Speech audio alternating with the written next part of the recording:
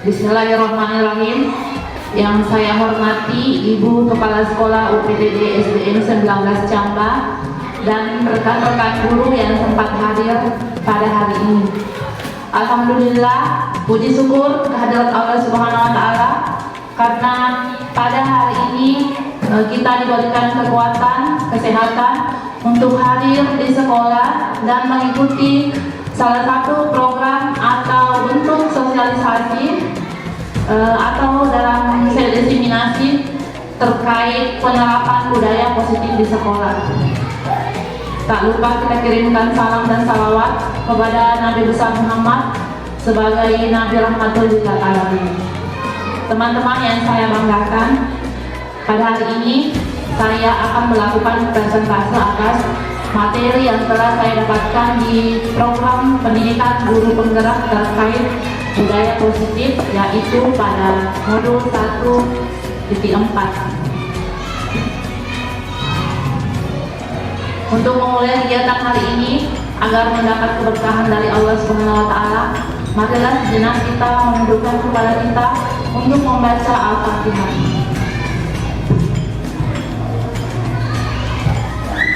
Doa selesai.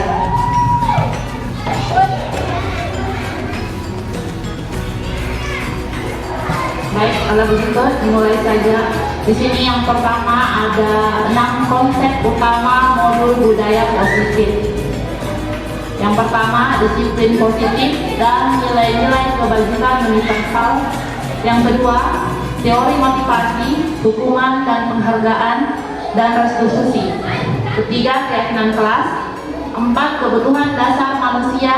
5, posisi kontrol restitusi. Dan 6, segitiga restitusi. Nah, sekarang perubahan paradigma atau teori kontrol. Seorang psikiater dan pendidik, Dr. William Glasser, meluruskan beberapa miskonsepsi tentang makna kontrol atau ilusi kontrol. Yang pertama itu ilusi guru mengontrol murid. Di sini pada dasarnya kita tidak dapat memaksa murid untuk berbuat sesuatu jika murid tersebut memilih untuk tidak melakukannya. Walaupun tampaknya kita sedang mengontrol perilaku murid tersebut. Hal ini karena murid tersebut sedang menginginkan dirinya dikontrol. Saat kontrol guru menjadi kebutuhan dasar yang dipilih murid tersebut. Yang kedua, ilusi bahwa kritik dan membuat orang merasa bersalah dapat menguatkan karakter. Kritik dan saran rasa bersalah digunakan untuk mengontrol murid menuju pada identitas gagal. Mereka belajar untuk merasa buruk tentang diri mereka. Mereka mengembangkan dialog diri yang negatif. Kadang-kala sulit bagi guru untuk mengidentifikasi bahwa mereka melakukan perilaku ini karena guru cukup menggunakan suara halus untuk menyampaikan pesan negatif. Yang ketiga, ilusi bahwa semua penguatan positif, efektif, dan bermanfaat. Penguatan positif atau bujukan maksudnya bentuk-bentuk kontrol. Segala usaha untuk mempengaruhi murid agar mengulangi suatu perilaku tertentu adalah suatu usaha untuk mengontrol murid tersebut. Dan dalam jangka waktu tertentu, kemungkinan murid tersebut akan menyadarinya dan mencoba untuk menolak keputusan kita, atau bisa jadi murid tersebut menjadi tergantung pada pendapat guru untuk berusaha. Yang keempat, ilusi bahwa orang dewasa memiliki hak untuk memaksa. Banyak orang dewasa yang percaya bahwa mereka memiliki tanggung jawab untuk membuat murid-murid berbuat hal-hal tertentu. Apapun yang dilakukan dapat diterima selama ada sebuah kemajuan berdasarkan sebuah pengukuran kinerja. Dan pada saat itu pula orang dewasa akan menyadari bahwa perilaku memaksa tidak akan efektif untuk jangka waktu panjang.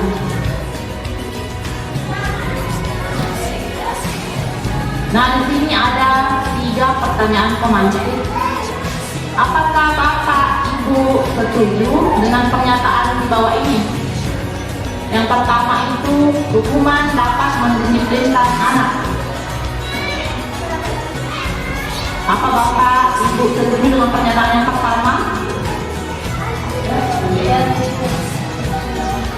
Yang kedua, pemberian hukuman dengan hal positif seperti membaca atau membersihkan halaman sekolah dapat meningkatkan disiplin anak. Setuju Bapak Ibu? Yang ketiga, memberi penghargaan dapat meningkatkan motivasi belajar anak.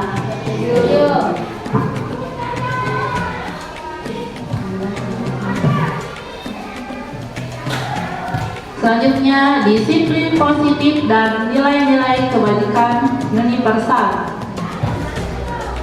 Ketika mendengar kata disiplin, apa yang terbayangkan di benak Bapak Ibu? Apa yang kebanyakan orang akan menghubungkan kata disiplin dengan kata tertib, teratur, dan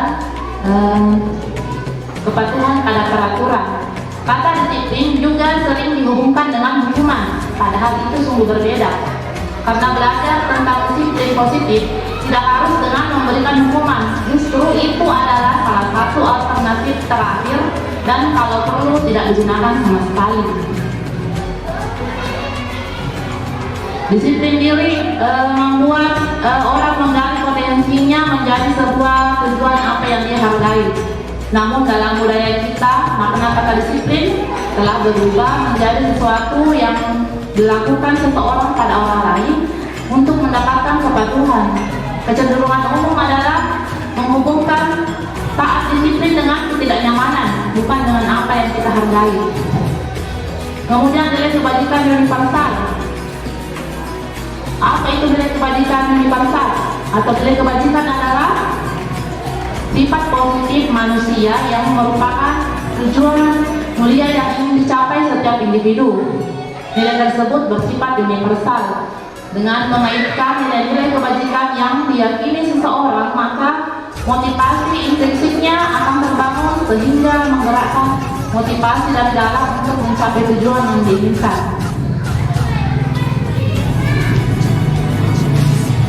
Nilai-nilai kebajikan yang ingin dicapai oleh setiap anak kita kenal dengan profil belajar Pancasila. Dan pastinya Bapak Ibu sudah tahu yang mana saja itu yang termasuk profil pelajar Pancasila.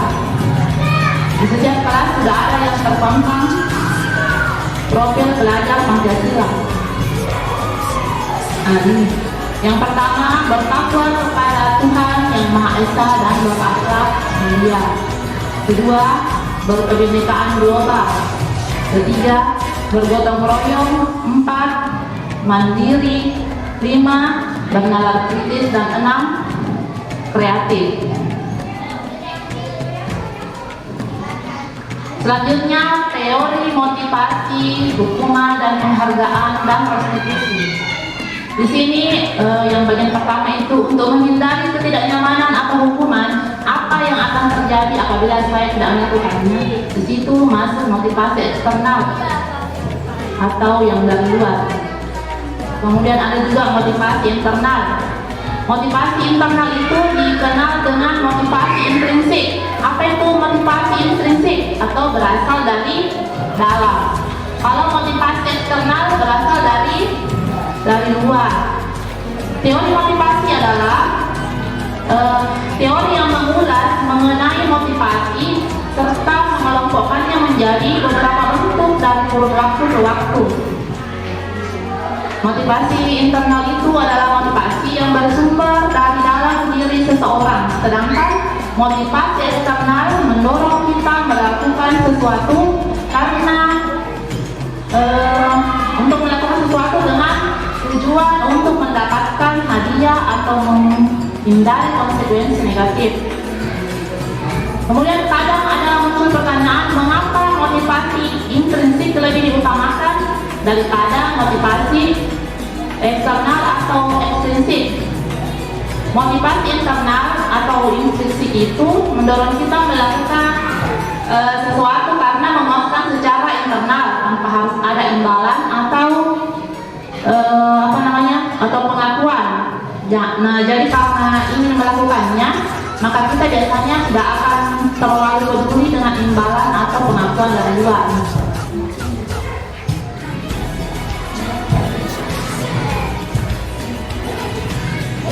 Kemudian dihukum oleh penghargaan. Apa maksud dihukum oleh penghargaan? Sebuah pepatah lama mengatakan bahwa orang yang tidak mau maju dan berpikir terbuka ibarat katak dalam tempurung, gelap tak mengerti apa-apa. Nah, hal itu berdampak pada sifat, perbuatan dan prinsip hidup. Merasa sudah tepat berlaku, merasa sudah berkontribusi, padahal itu hasilnya dong atau kosong. Itulah yang terjadi selama ini pada diri saya termasuk, dan mungkin juga terjadi pada bapak dan ibu guru sekalian. Seorang pendidik yang sepertinya adalah jelmaan katak di dalam tempurung, terbukti dari sebuah salah langkah yang benar ternyata salah, bahkan menyimpan sebuah problema tanpa menyadarinya. Apa itu bapak ibu? Penghargaan atau reward yang memberdaya, bahkan bisa dikatakan sebuah hukuman bagi siswa. Berarti maksudnya di sini memberikan penghargaan atau reward kepada siswa kalau bisa ditiadakan atau diganti dengan alternatif lain. Ki Hajar Dewantara dalam pemikirannya telah memberikan banyak pencerahan. Selain jargon menghambat kepada murid, yang berarti apa yang guru lakukan harus berorientasi pada murid. Ada juga jargonnya bahwa pemberian penghargaan sejatinya adalah sebuah hukuman. Jadi dalam pemberian penghargaan kepada siswa itu dikatakan sebagai hukuman. Penghargaan maupun hukuman adalah cara-cara mengontrol perilaku seseorang yang akan menghancurkan dirinya tersebut. Nah, di sini tujuan dari disiplin positif, yaitu menanamkan motivasi yang ketiga pada murid-murid kita, yaitu untuk menjadi orang yang mereka inginkan dan menghargai diri sendiri dengan nilai yang mereka percaya. Ketika murid-murid kita memiliki motivasi tersebut, mereka telah memiliki motivasi intrinsik yang berdampak jangka panjang, motivasi yang tidak akan terpengaruh pada adanya hukuman atau hadiah.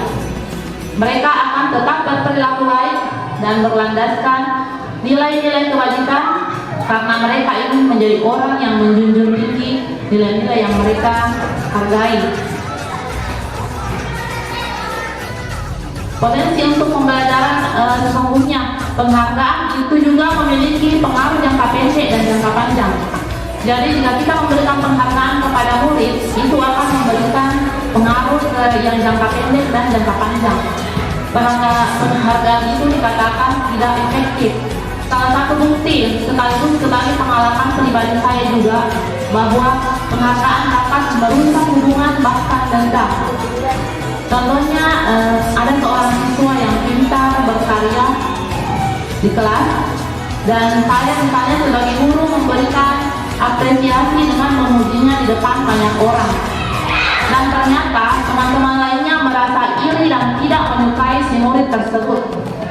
Lebih lagi jika sekolah menganut sistem ranking, ada anak yang memiliki ranking, bahwa merasa yang tidak memiliki ranking maksudnya merasa dirinya paling rendah.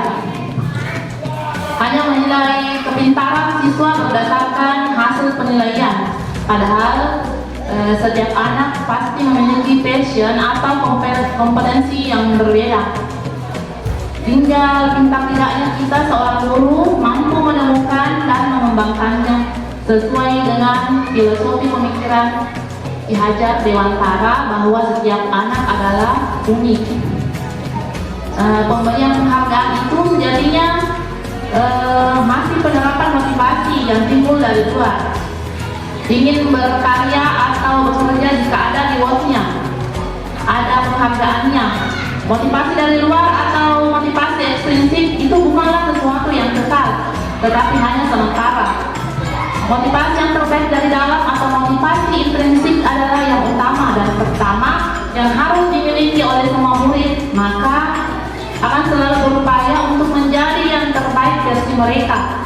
Ada penghargaan ataupun tidak, pasti semuanya akan dilakukan semaksimal dan sebaik mungkin. Lalu bagaimana agar motivasi intrinsik ini menjadi landasan atau fondasi yang utama bagi siswa? Pastinya dengan mengembangkan dan membiasakan budaya-budaya positif. Budaya positif yang dimaksud itu seperti apa? Yaitu menghilangkan hukuman, penghargaan apalagi ancaman. Dan itu dikembangkan dengan cara penerapan segitiga restitusi yang akan dibahas sebentar.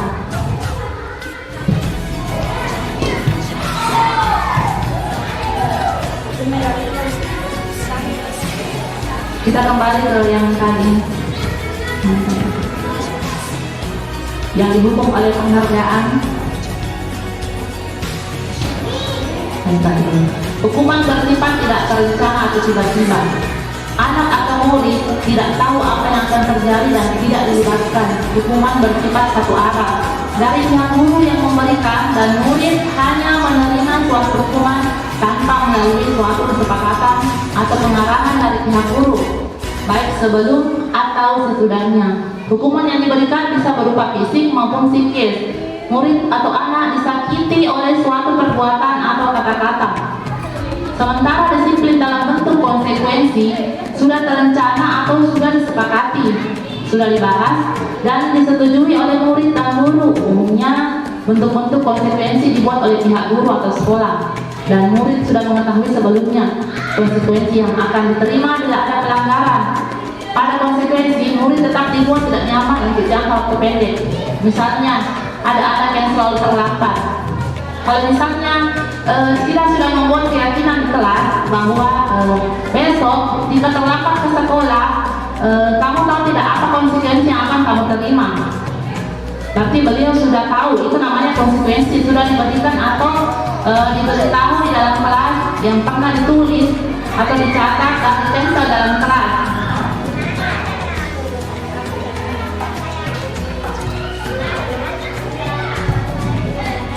Nah, hukuman itu berpengaruh jangka pendek dan jangka panjang. Misalnya, anak yang terlalu sering mendapat hadiah beresiko kehilangan motivasi untuk melakukan hal lain. Dalam jangka panjang, dia akan tumbuh menjadi pribadi yang manja, kurang panggung, kurang kreatif, kurang memiliki rasa bersalah, dan kurang berprestasi. Dan sebaliknya, anak yang jarang menerima penghargaan tidak pernah tahu bahwa dirinya telah melakukan hal-hal yang positif. Dalam jangka panjang, ia akan tumbuh dengan kurang percaya diri, sering kecewa, sulit berinteraksi, dan mudah sedih dan sensitif. Kenapa juga hukum dikatakan penghargaan menghukum? Contoh dalam sebuah pemberian ranking di kelas, yang tidak mendapatkan juara akan merasa terhukum. Tentunya perasaan itu hanya dirasakan oleh yang tidak mendapatkan juara. Penghargaan juga tidak efektif.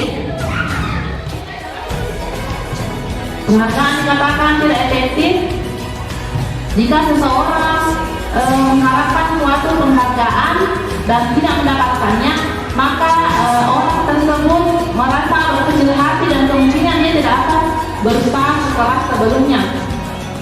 Kemudian ada juga penghargaan merusak hubungan. Kenapa dikatakan merusak hubungan? Dikatakan bahwa penghargaan merusak hubungan. Contohnya, jika seorang anak diberi penghargaan atau dipuji di depan orang banyak, maka yang lain merasa iri. Mungkin saja sebagian dari mereka tidak menyukai temannya yang diberi penghargaan tersebut. Contoh lain di dalam kelas, seorang guru sering memberikan penghargaan kepada murid-muridnya. Besar kemungkinan muridnya termotivasi untuk menyenangkan gurunya. Mereka tidak akan bersikap jujur kepada guru. Penghargaan juga menciptakan persaingan di dalam kelas. Sementara persaingan itu menciptakan kecemasan. Penghargaan menurunkan kualitas. Nah, jelas saja kualitas sebagai seorang murid jika terlalu sering diberi penghargaan, itu kualitasnya akan berkurang. Mungkin rendah, sudah kemudian penghargaan mematikan kreativitasnya juga kurang. Penghargaan mengurangi motivasi intrinsik. Apa tadi motivasi intrinsik? Berarti motivasi yang berasal dari dalam. Sudah tidak ada atau berkurang dorongan dari dalam dirinya, tapi karena cuma diiming-imingin ada penghargaan, itu yang akan dia ingat.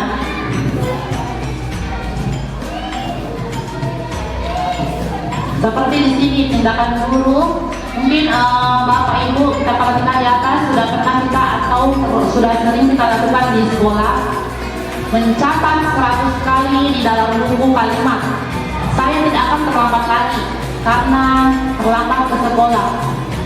Hukuman atau konsekuensi itu dikatakan hukuman. Lari mengelilingi lapangan basket 2 kali karena terlambat hadir di sekolah, itu juga termasuk hukuman. Murid diminta untuk push up 15 kali karena tidak menggunakan masker ke sekolah, itu termasuk hukuman. Menggantikan kertas tugas teman yang telah dicoret-coret, itu konsekuensi. Membersihkan tumpahan air di meja tulis karena tersenggol pada saat belajar, juga konsekuensi. Murid tidak disuruh untuk mengenakan sepatu seharian di sekolah karena tidak mengenakan sepatu hitam, kalau ini termasuk hukuman. Lari mengelilingi lapangan basket 2 kali karena terlambat 10 menit untuk pelajaran video call, atau konsekuensi. Yang salah itu kalau misalnya hari itu ada seorang anak yang terlambat, terus hukumannya disuruh mencuci WC, itu termasuk hukuman. Yang cocok yang harus yang nyambung, misalnya pada saat pelajaran olahraga ada seorang anak yang terlambat, hukumannya misalnya berlari keliling lapangan. Kalau siswa yang misalnya tadi itu yang menggantikan kertas tugas teman yang telah coret-coret, itu masuk konsekuensi karena nyambung dari apa yang dia lakukan dengan apa yang yang menjadi hukumannya.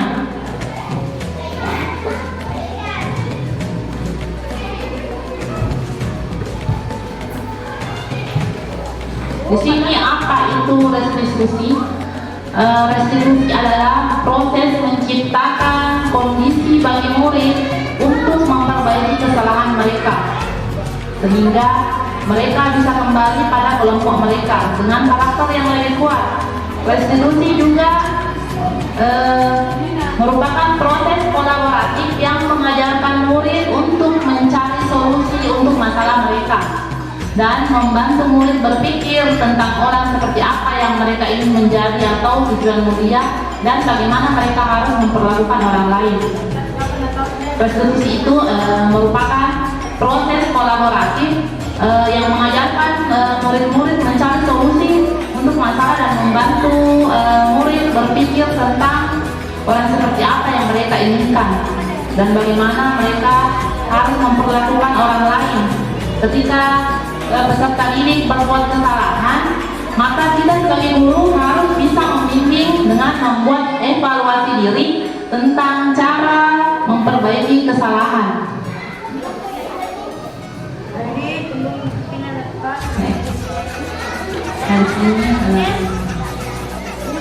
Cara membuat keyakinan kelas.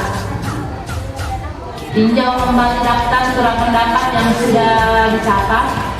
Anda mungkin akan mendapati bahwa pernyataan yang tertulis di sana masih banyak yang berupa peraturan. Selanjutnya ada keluarga sekolah atau murid menemukan nilai kebajikan atau keyakinan yang setuju dari peraturan tersebut. Contoh berjalan di kelas, dengarkan guru, datanglah tepat waktu, berada di bawah satu payung, yaitu keyakinan untuk saling menghormati atau nilai kebajikan hormat. Keyakinan inilah yang dimasukkan dalam daftar untuk disepakati. Kegiatan ini juga merupakan pendalaman pemahaman bentuk peraturan keyakinan sekolah atau kelas. Tinjau ulang keyakinan sekolah atau kelas secara bersama-sama. Seharusnya setelah beberapa peraturan telah disatukan menjadi beberapa keyakinan, maka jumlah butir pernyataan keyakinan akan berkurang. Dan sebaiknya keyakinan sekolah atau kelas tidak terlalu banyak, bisa berkisar antara 3 sampai 7 prinsip atau keyakinan. Bila mana terlalu banyak, maka warga kelas akan sulit mengingatnya dan akibatnya sulit untuk dijalankan. Setelah keyakinan sekolah atau kelas selesai dibuat, maka semua warga kelas dipersilahkan meninjau ulang dan menyetujuinya dengan menandatangani keyakinan sekolah atau kelas tersebut, termasuk guru dan semua warga atau murid. Keyakinan sekolah atau kelas selanjutnya bisa dilekatkan di dinding kelas atau di tempat yang mudah dilihat semua warga kelas.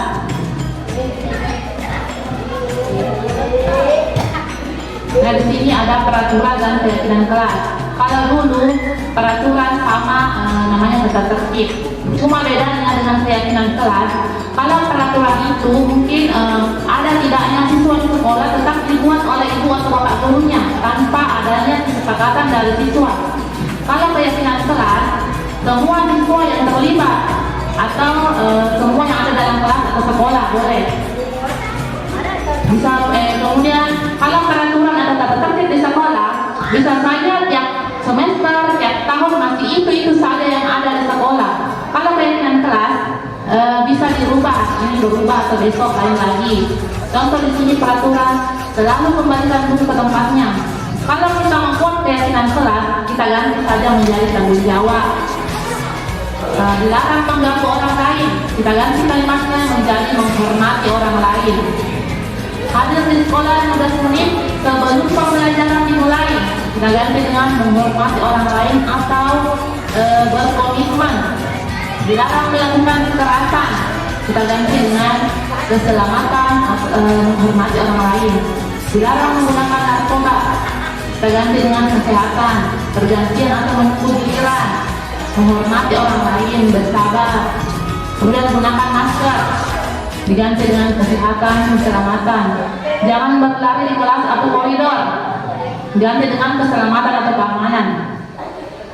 Jadi kalau misalnya ada siswa yang melanggar dari keyakinan yang telah dibuat, kita tanyakan keyakinan kelas apa yang pernah kamu langgar. Nah, di situ dia tahu, oh saya, misalnya dia mengganggu temannya, pasti dia menjawab saya melanggar keyakinan kelas menghormati orang lain, tanpa dia sebut bahwa saya mengganggu teman saya. Selanjutnya kebutuhan dasar manusia. Kembali di sini masih dengan keyakinan kelas tadi. Mengapa keyakinan kelas? Mengapa tidak peraturan saja atau peraturan kelas? Pertanyaan berikut adalah mengapa kita memiliki peraturan tentang penggunaan helm misalnya pada saat mengendarai kendaraan roda 2 atau motor. Nah, kemungkinan jawaban kita adalah untuk keselamatan. Kalau misalnya ada lagi pertanyaan, mengapa kita memiliki peraturan tentang penggunaan masker dan mencuci tangan setiap saat? Mungkin jawaban kita adalah apa? Untuk kesehatan. Nah, nilai-nilai keselamatan atau kesehatan inilah yang kita sebut sebagai suatu keyakinan, yaitu nilai-nilai kebajikan atau prinsip-prinsip universal yang disepakati bersama secara universal. Mungkin seperti itu gambarannya. Suatu keyakinan itu akan lebih memotivasi seseorang dari dalam atau memotivasi secara intrinsik. Seseorang akan lebih tergerak dan bersemangat untuk menjalankan keyakinannya daripada hanya sekedar mengikuti serangkaian peraturan. Selanjutnya kebutuhan dasar manusia. Kebutuhan dasar manusia itu ada 5. Yang pertama, bertahan hidup. Bertahan hidup. Adakah Bapak Ibu yang bisa memberikan contoh kebutuhan bertahan hidup? Manusia butuh apa? Makan, minum, sehat, apalagi uang atau materi, dan merasa aman juga merupakan contoh dari kebutuhan bertahan hidup. Kebutuhan ini bisa dipenuhi dengan makanan, olahraga, dan memberi perlindungan. Kemudian yang kedua, kasih sayang dan rasa diterima. Bagaimana itu Bapak Ibu contoh kasih sayang dan rasa diterima? Kebutuhan ini berkaitan dengan aspek sosial dan psikologis. Contohnya mungkin rasa diterima, rasa dicintai, rasa berbagi, bekerja sama, dan lain-lain sebagainya. Kemudian yang ketiga, kebebasan. Contohnya kebebasan Bapak Ibu seperti apa? Contoh kebutuhan kebebasan. Kebebasan, kebutuhan ini merupakan kebutuhan untuk memilih dan membuat pilihan untuk mandiri, misalnya mengeksplorasi hal baru dan sebagainya. Pada anak-anak biasanya ingin banyak bergerak, mengetahui hal baru dan tidak ingin dipengaruhi oleh orang lain. Dia ingin bebas. Kemudian keempat, kesenangan atau kebutuhan untuk merasa senang. Contohnya seperti apa itu? Kebutuhan kesenangan, kebutuhan akan rasa senang seperti gembira, humor, tertawa dapat dipenuhi dengan gurauan, tantangan dan pembelajaran bermakna atau bermain sambil belajar. Ketika kita menemukan perilaku anak yang tidak sesuai aturan, ada baiknya kita mencari tahu kebutuhan dasar apa yang ia butuhkan. Misalnya ketika ada anak yang sering mengejek temannya, kita bisa tanyakan mengapa ia melakukan hal tersebut.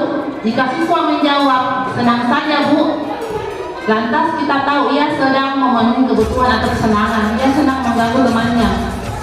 Kemudian yang kelima, kebutuhan dasar penguasaan. Penguasaan itu seperti apa? Kebutuhan pengakuan atas kemampuan misalnya. Ketika seseorang ingin diakui, dianggap berprestasi, memimpin, menjadi kompeten, maka sesungguhnya orang tersebut memiliki kebutuhan akan kekuasaan dan penguasaan.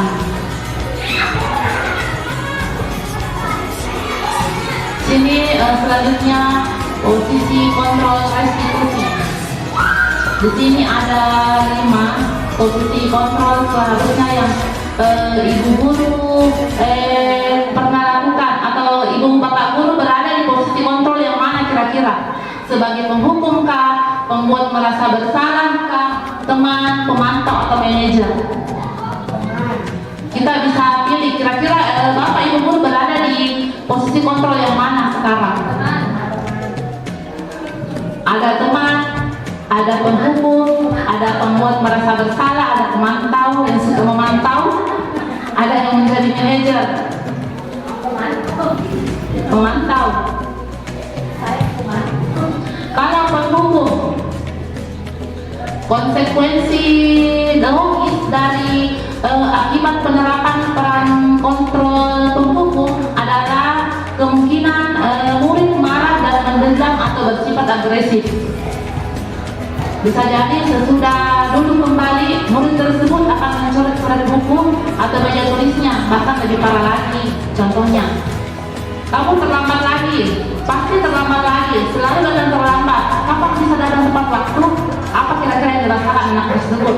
Dia merasa terhukum. Kemudian pembuat merasa bersalah. Pada posisi ini biasanya guru akan bersuara lebih lembut. Pembuat merasa bersalah akan menggunakan keheningan yang membuat orang lain merasa tidak nyaman, bersalah atau rendah diri.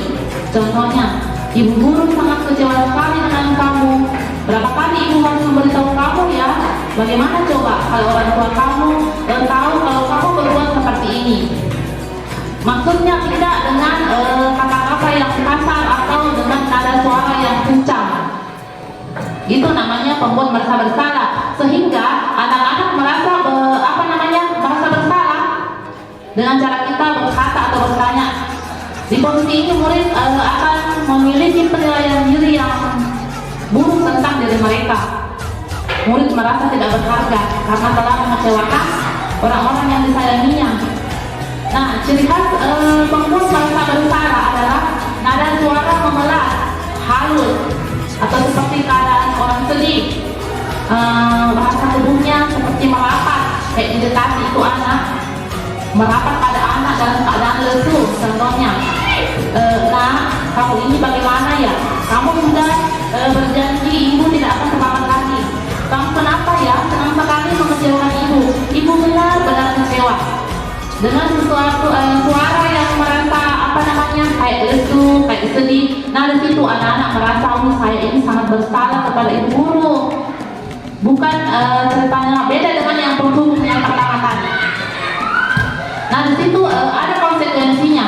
Konsekuensi logis dari akibat penerapan peran kontrol pembuat merasa bersalah adalah murid akan merasa sangat bersalah telah mengecewakan ibu gurunya atau bapak gurunya.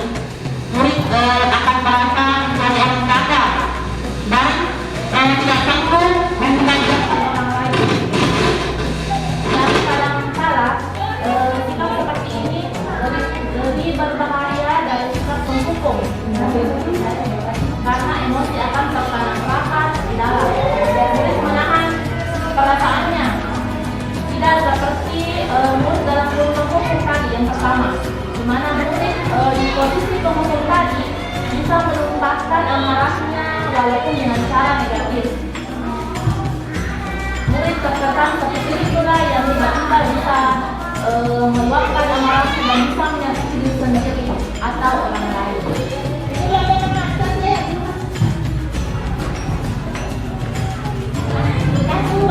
Kemudian yang ketiga, posisi kontrol sebagai teman.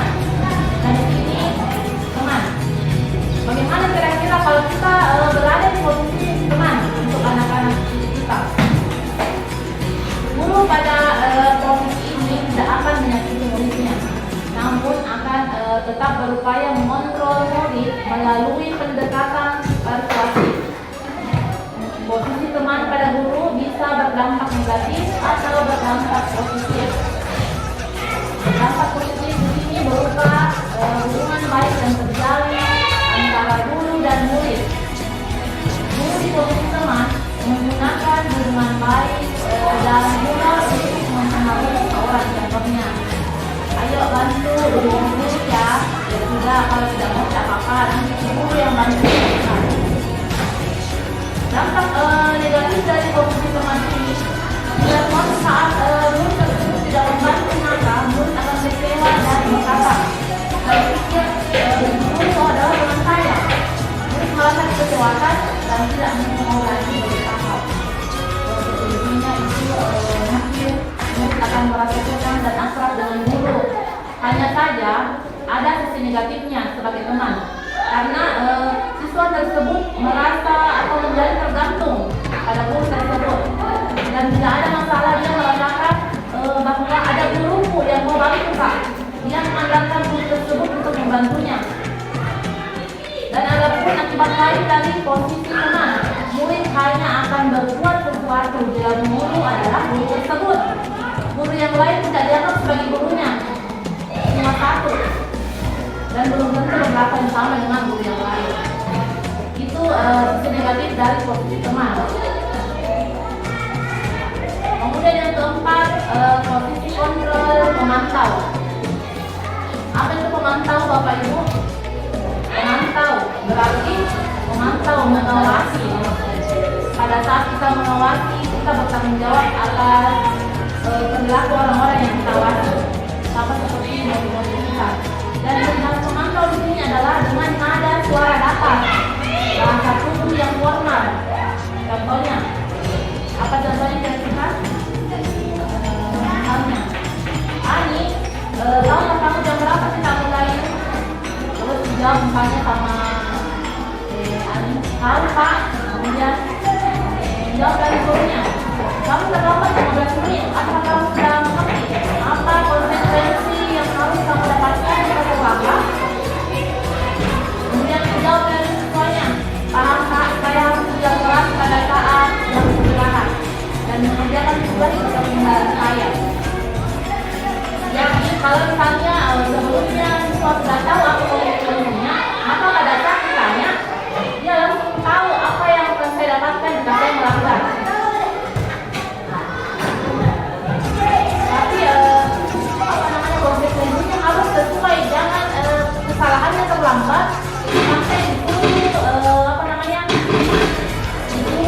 apa di depan pagar. Itu maksudnya tidak nyambung. Konsekuensi logis dari posisi pemantau adalah murid memahami konsekuensi yang harus dijalankan karena telah melanggar. Guru tidak menunjukkan emosi yang berlebihan, menjadi marah, atau membuat merasa bersalah. Murid tetap dibuat tidak nyaman, itu dengan harus tinggal pada jam istirahat dan mengerjakan tugas misalnya. Dan guru pun tetap memantau siswa tersebut pada saat mengerjakan tugas karena anak-anak atau siswa itu tidak bisa tinggal sendiri. Jadi pada posisi pemantau itu seperti contoh yang tadi. Jadi di antara yang keempat, tadi ada yang berhukum, pembuat merasa bersalah, teman dan pemantau. Jadi kita sudah tahu kira-kira, oh saya berada di sini, saya menjadi pembuat merasa bersalah, saya sebagai teman, saya pemantau, dan terakhir ada manajer. Manajer, posisi kontrol manajer adalah posisi di mana guru berbuat sesuatu bersama murid, mempersilahkan murid mempertanggungjawabkan perilakunya, mendukung murid agar dapat menemukan solusi atas permasalahannya sendiri. Seorang manajer telah memiliki keterampilan di posisi teman maupun pemantau. Jadi kalau sampai di sini pemahaman kita bahwa oh ternyata yang bagus itu adalah posisi kontrol sebagai manajer. Setidaknya kita sudah berada di antara teman dan lama-lama menjadi pemantau. Kemudian yang paling bagus itu adalah manajer. Tapi silahkan itu kalau bisa cari alternatif lain sebelum menjadi penghukum dan pembuat merasa bersalah. Misalnya atau kita membuat keyakinan kelas atau aturan-aturan itu kita nyambung dengan apa yang menjadi konsekuensinya. Kalau misalnya pada saat belajar penjara seperti yang tadi,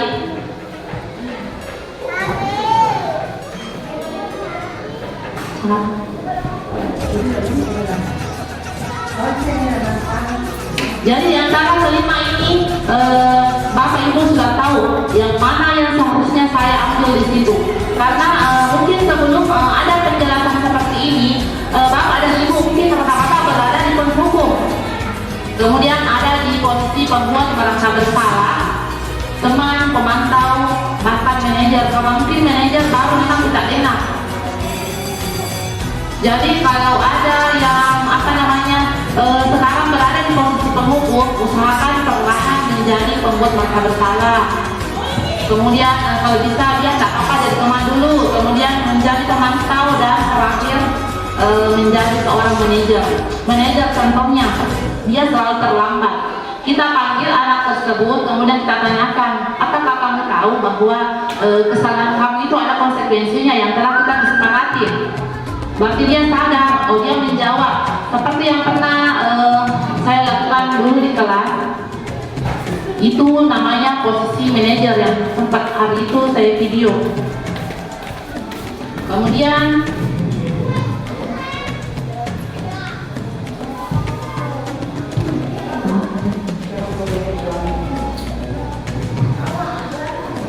posisi kontrol. 5 posisi kontrol, yaitu di sini ada contoh-contohnya. Penghukum, misalnya menghardik atau menunjuk-nunjuk, menyakiti atau menyindir anak. Yang paling parah itu kalau ada seorang guru yang menyebut atau mengikutkan nama orang tuanya pada saat memanggil.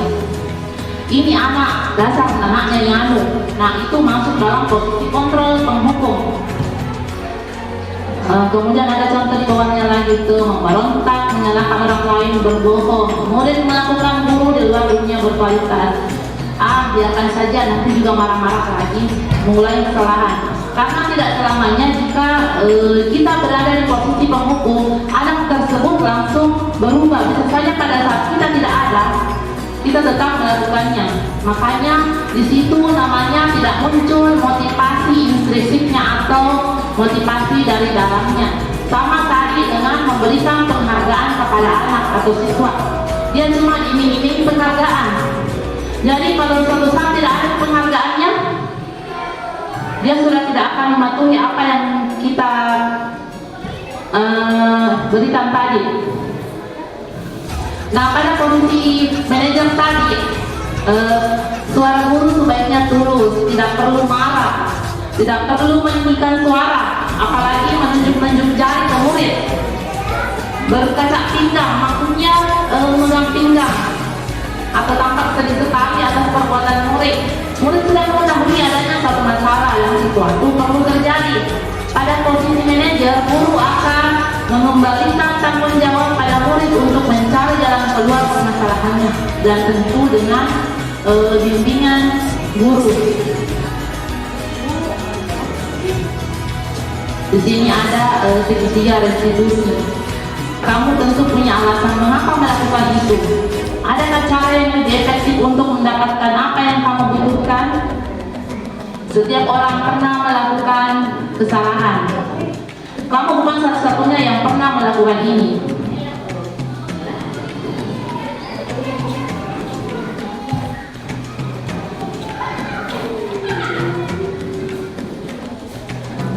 Nah, di segitiga restitusi ini ada 3, yaitu validasi kebutuhan, menstabilkan identitas, dan menanyakan keyakinan. Di menstabilkan identitas, untuk membuat anak yang merasa gagal karena membuat salah menjadi positif terhadap dirinya. Misalnya guru berkata, berbuat salah itu hal yang manusiawi. Tidak ada manusia yang sempurna. Bapak Ibu juga buat salah, kita pasti bisa menyelesaikan permasalahan ini. Bapak Ibu tidak tertarik untuk mencari siapa yang salah atau siapa yang benar. Bapak Ibu lebih tertarik untuk menyelesaikan masalah. Kalau kamu menyalahkan dirimu sendiri terus-menerus, apakah kamu bersikap baik pada dirimu sendiri? Di sini validasi kebutuhan. Ini yang bisa kita tanyakan kepada siswa tersebut atau siswa yang telah melakukan kesalahan atau pelanggaran. Kamu bisa saja kan melakukan hal yang lebih buruk, tapi kamu tidak melakukannya. Kamu pasti punya alasan mengapa melakukannya. Apa yang penting bagi kamu? Kamu boleh tetap berusaha menjaga sikap itu, tapi tambahkan sikap yang lain, yang baru. Maukah kamu belajar cara lain untuk mendapat yang kamu butuhkan tanpa harus memukul? Apakah kamu bisa melakukan dengan lebih baik besok lagi? Nah, ini sebenarnya jalan untuk menyelesaikan masalah kepada siswa, bukan dengan cara menghukum atau seperti yang 5 tadi.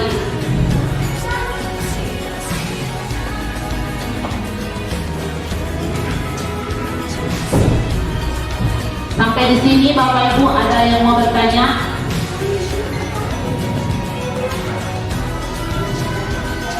Silahkan Ibu Maya.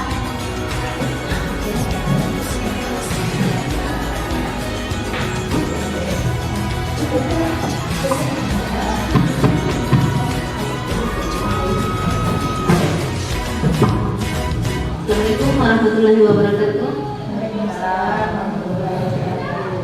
Adapun yang ingin saya tanyakan hari ini yaitu apa perbedaan keyakinan kelas dan peraturan?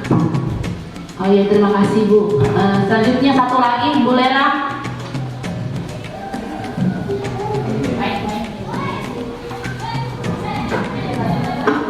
Assalamualaikum warahmatullahi wabarakatuh. Adapun yang ingin saya tanyakan yaitu bagaimana cara membangun budaya yang positif di sekolah? Oh, masih ada lagi? Oh ya, boleh. Terima kasih atas kesempatan yang diberikan kepada saya. Adapun yang ingin saya tanyakan, mengapa kita perlu menanamkan nilai-nilai budaya positif kepada peserta didik kita? Sekian, terima kasih. Terima kasih Pak. Yang pertama tadi pertanyaan dari Ibu Maya, bahwa apa perbedaan keyakinan kelas dengan peraturan. Seperti yang sudah saya jelaskan tadi, kalau dulu peraturan itu di sekolah namanya tata tertib. Mungkin tiap sekolah ada, tiap di kelas ada. Itu kadang tidak terganti dalam satu semester. Itu terus yang kita tempel. Kalau keyakinan kelas bisa diganti hari lain, bisa besok lain lagi, tapi dengan syarat harus ada kesepakatan dengan siswa. Kalau siswa tidak setuju, kita tidak tulis di situ. Makanya harus ada kesepakatan. Nah, perbedaan di antara keduanya yaitu keyakinan kelas sifatnya lebih abstrak dibandingkan peraturan kelas. Sementara peraturan kelas dibuat secara lebih detail dan konkret seperti yang sudah dijelaskan tadi. Keyakinan kelas berupa pernyataan-pernyataan universal dan dibuat dalam bentuk positif. Semua warga kelas ikut berkontribusi dalam pembuatan keyakinan kelas lewat surat pendapat dalam kelas. Terus hindari kata tidak dan jangan. Misalnya tidak boleh membuang sampah di dalam kelas. Itu kata-katanya diganti. Buanglah sampah pada tempatnya. Diganti kalimatnya menjadi lebih abstrak atau yang positif. Kemudian pertanyaan kedua dari Ibu Nurlela, bagaimana cara membangun budaya positif di sekolah?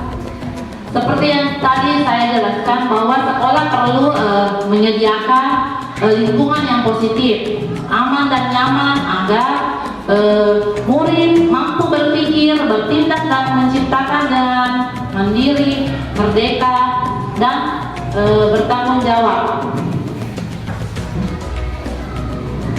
Kemudian pertanyaan dari Pak Samsoala, bisa diulang tadi Pak? Apa tadi pertanyaan Pak?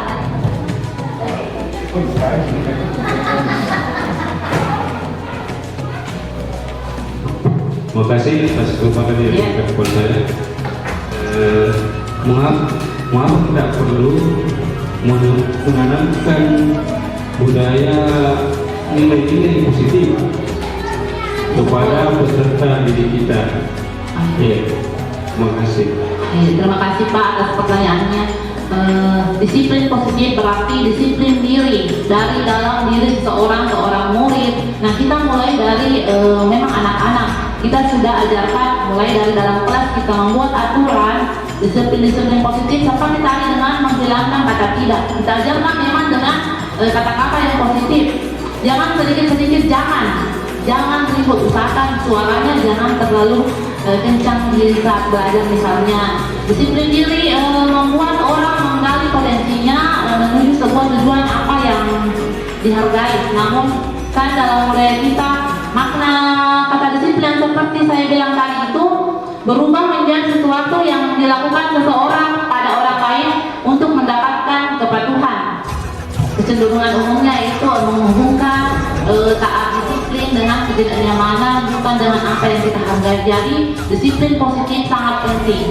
Jadi mudah-mudahan setelah kita menyimak atau mendengarkan pemaparan saya selama kurang lebih 1 jam ini, kita bisa mengambil sisi positifnya, yaitu tentang disiplin positif yang bisa kita terapkan di sekolah. Seperti tadi secara bertahap, kalau memang belum bisa dan seperti tadi impulsi kontrol itu. Nah, saya kira untuk hari ini cukup sekian yang bisa saya paparkan. Terima kasih atas waktunya, terutama Bapak, Ibu Guru, Ibu Kepala Sekolah UPT DSD 11 Jambar. Terima kasih banyak.